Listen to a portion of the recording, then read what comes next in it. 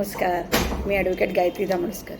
आपण Hindu marriage act 1955 Hindu विवाह अधिनियम कायदा 1955 खाली चर्चा करत आहोत. याच्यामध्ये सेक्शन 7बद्दल आपण आज चर्चा करणार आहोत.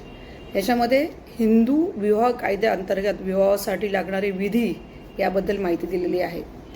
तर या कलम 7मध्ये असं सांगितलेलं आहे की हिंदू विवाहामध्ये वधू आणि वर दोघेही विधी रीतिरिवाजानुसार करू शकतात. पण या विधीमध्ये सप्तपदी ही फार महत्त्वाची आहे. सप्तपदी म्हणजे पवित्र अग्निभोवती ज्या 7 फेऱ्या मारल्या जातात त्याला सप्तपदी म्हणतात. आणि या विवाह पद्धतीमध्ये सप्तपदीलाही तेवढंच महत्त्व आहे. असं म्हटलं जातं की सप्तपदी विधी आणि समारंभात समाविष्ट केल्यास 7वी फेरी घेतली जाते, त्यानंतरच ते विवाह पूर्ण आणि बंधनकारक मानलं जातं. त्याच्यामुळे सप्तपदीचं महत्त्व ह्याच्यामध्ये दिलेलं आहे आणि सेक्शन 7 हिंदू मॅरेज ॲक्टमध्ये ह्याबद्दल माहिती दिलेली आहे. तर चला आता पुढच्या भागात आपण याबद्दल अजून माहिती घेऊन भेटू.